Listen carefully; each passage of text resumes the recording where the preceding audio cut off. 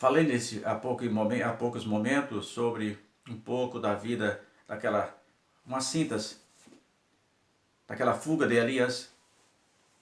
E agora vou falar de Elias como profeta. E por que Elias não servia mais como profeta? Deixa-me ser claro para que não haja confusão naquilo que eu falo. Elias como profeta diante de Deus, como homem de Deus, depois da caverna que sai da caverna, que Deus diz, sai da caverna e falarei contigo. Depois daquilo dali, Elias não tinha mais condições moral para ser mais um profeta. Ele tinha condições espirituais, mas moral ele não tinha mais.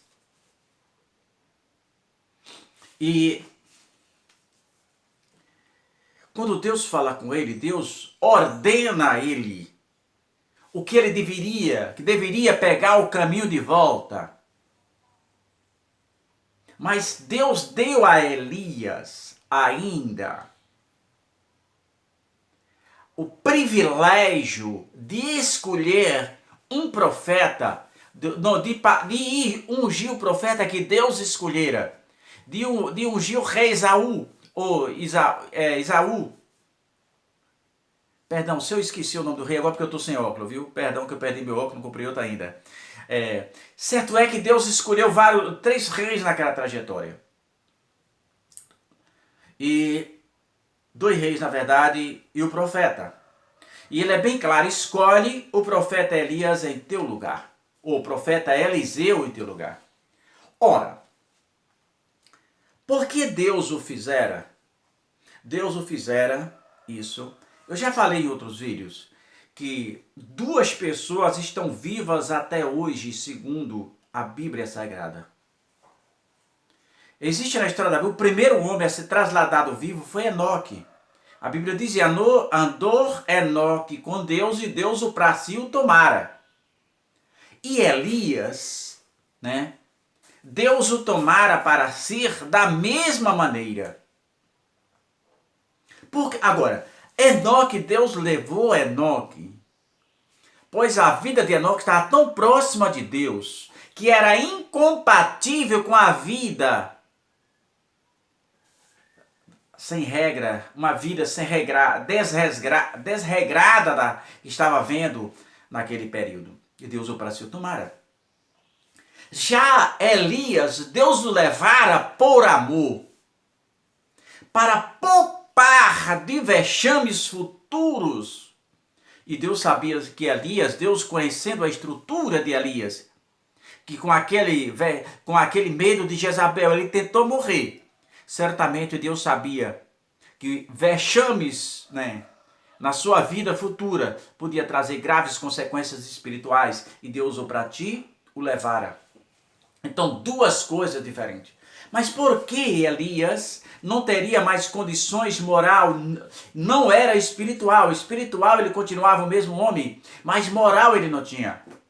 Pois quando ele fosse corrigir ou levar uma mensagem de Deus aos profetas ou aos homens de Israel, ele, como natural dos homens pecadores, jogar na cara dele e dizer, quem é você? Que fizeram tudo aquilo lá no monte, mas correu com medo de Jezabel. Então seria uma afronta todos os dias para o profeta Elias, e ele não havia mais condições. Não havia mais condições para ele aqui na terra. E Deus resolveu levá-lo para perto de si. Por um amor tão grande, a um tão grande profeta, que acabou a carreira de profeta de uma maneira triste. Porque acabou a carreira de profeta por um mensageiro sem mensagem. Vamos dar um exemplo, o que é um mensageiro sem mensagem. Lembras da história de Davi? Quando na guerra de Absalão, seu filho, contra o seu próprio pai, seu general Joabe, e Davi amava, apesar daquele filho tá fazendo tudo aquilo, Davi amava profundamente o seu filho. E Davi sabia que aquilo ali que seu filho estava fazendo contra ele era consequência desastrosa do adultério que ele cometera contra a mulher, contra Urias, a mulher de Urias, e o assassinato que ele cometera. Davi sabia daquilo, porque Deus havia avisado através do profeta Natã. Então Davi não queria que tocasse no seu filho, pois ele sabia que aquilo era consequência dele mesmo. Mas certo é que Joabe estava com muita raiva pelo que ele estava fazendo pelo seu pai. E alguém chega, e Absalão era um homem dos mais bonitos, o homem mais bonito de Israel. E tinha um cabelo tão grande que era obrigado a cortar todo ano, aí dá até o peso, eu esqueci agora o peso do cabelo de Absalão.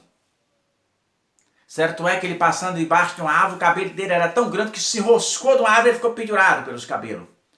E alguém passou e disse ao general de Davi, eu vi Absalão preso pelos cabelos numa árvore. E Joabe disse, se você não o matar, ele disse, longe de me matar, porque meu senhor disse que não tocasse nele. Isso é, o rei Davi. Mas Joabe estava indignado, chegou lá e matou. Mas agora, como dar notícia ao rei? Aí através da história de Absalão, só essa história de Absalão nos dá subsídio teológico para mostrar que havia em Israel dois tipos de mensageiros em uma guerra. Existia dois tipos de mensageiro. Um era quando a guerra estava ganha e o outro era quando a guerra estava perdida. Então Joabe chama um dos mensageiros, o mensageiro que identificava a desgraça de uma guerra, a perca de uma guerra, e enviou. E o outro mensageiro, que era o de boas novas, insistiu que queria ir também. E Joabe disse, meu filho, não é a tua vez. O filho do rei está morto. Como tu queres levar essa notícia? E ele insistiu. Depois de algumas horas dele insistindo e o outro já tinha partido, Joabe disse, vai. Porque Joabe disse, vai, pensando que ele jamais chegaria primeiro. Mas ele conhecia um atalho. E o atalaia do rei estava no ponto mais alto. E o atalaia grita e diz, eu vejo alguém correndo. E o rei diz, quem é a pessoa? E ele diz, fulano. Quando ele diz que era aquela pessoa, o rei diz, certamente boas novas é. Porque a presença daquele homem no pátio do rei identificava boas notícias. Não precisava ele falar, só a presença dele já sabia que era boas novas. Mas de repente o atalaia dá outro grito e disse, eu vejo o outro correndo atrás. E ele diz, quem é? Fulano, o mensageiro. Que era o de má notícia. E o mensageiro de boas novas chega primeiro. E o rei Davi começa a indagá-lo sobre o seu filho. E ele não tem mensagem para o rei. Diz assim, eu vi um tumulto, eu vi as pessoas reunidas. Sabe o que é isso? Não te apressa, meu irmão, em falar uma mensagem que Jesus não te mandou falar. Se você é um mensageiro de Deus, se você é um mensageiro do Senhor Jesus, se Jesus não falar nada, se não tiveres nenhuma mensagem para te dar, cala-te! Não seja um mensageiro sem mensagem. Aquele que se apressa a levar a mensagem que é fora da sua competência. Aquele que se apressa a levar uma mensagem para a qual não foi designado, não foi nomeado para levar aquela mensagem. Corre o risco de trazer consequências desastrosas, danosas, não só para ele, mas para aqueles que as ouvem ou os ouvem. Aquela mensagem. E ali ele passou um grande vexame, pois ele era um mensageiro, mas naquele dia ele não tinha mensagem. Não era a vez dele, era a vez do outro. Então, meu irmão, foi o que aconteceu com o profeta Elias. O mensageiro que veio até Elias não era a pessoa certa, não era a pessoa ideal, não era uma pessoa oficializada para aquilo. Ele não fazia parte do desígnio do Senhor para a vida dele.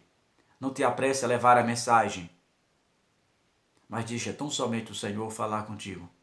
Se o Senhor não falar nada, desça em silêncio. Mas não tente dizer que o Senhor falou, usando o nome do Senhor em vão. Pense nisso.